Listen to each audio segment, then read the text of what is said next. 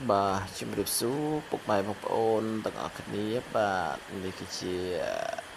cả thập đầm ná mũi tất cả khẹt mình đầu kì rì bạt bục bài bục ôn bà hai thằng này kì chìm thập đầm ná bì tì rùm sục snuol bà chụp tất cả khẹt mình đầu kì rì bạt bục bài bục ôn để bục bài bục ôn hơi khơi thà mà trip ní bà miền mà tổ ôn hai hố tới đờ lên chia crom bà để khả năng chia crom bà bục bài bục ôn bà hay đây khi dân chọc đàm trình đầm nào tới hỏi bục bài bục ôn bà tha pe đà từ đo từ đây mình đâu cái gì cái thà sro sạch tại men tên bà bục bài bục ôn bà hayនេះនៅពេលដែលខ្ញុំកំពុងតែធ្វើដំណើរមកដល់ស្រុកកែវសីមាបាទឆ្លងទឹកដីកែវសីមាចូលទៅដល់ព្រៃបាទថាផ្លូវពីទីរួមខេត្តស្រុកកែវសីមាឆ្ពោះទៅកាន់ខេត្តមណ្ឌលគិរីបាទគឺជាផ្លូវមួយដែលស្ងាត់មែនទែនពុកម៉ែបងប្អូនបាទស្ងាត់ឡាន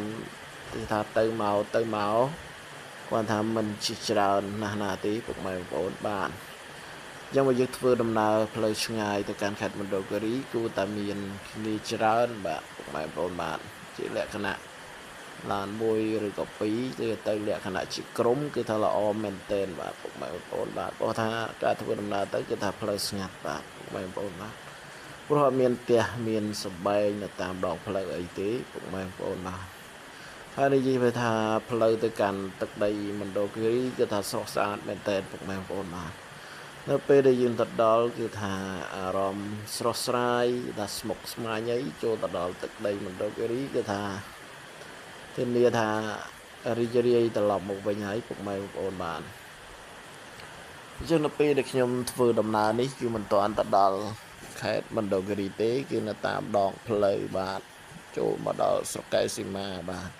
អញ្ចឹងផ្លូវទៅកាន់មណ្ឌលគិរីគឺថាឡើងភ្នំចុះទួលឡើងទួលចុះភ្នំឡើងភ្នំចុះទួលឡើងទួលចុះភ្នំជាហូរហែបាទហើយផ្លូវធ្វើដំណើរគឺថាសុវត្ថិភាពមែនទែនបាទពុកម៉ែបងប្អូនបាទការបើកបរគឺថាមានរបៀបរបបដឹងច្បាប់ចរាចរណ៍ទាំងអស់គ្នាបាទឥឡូវនេះគឺខ្ញុំធ្វើដំណើរចិត្តមកដល់កន្លែងលោកតាលោកយាយដែលជាកន្លែងបន់ស្រន់ប្រជាពលរដ្ឋមកពីទីចិត្តទីថ្ងៃតែងតែចូលមកកាន់អាស្រមលោកតាលោកយាយនៅទីនេះដើម្បីធ្វើការបន់ស្រន់បាទពុកម៉ែបងប្អូនបាទ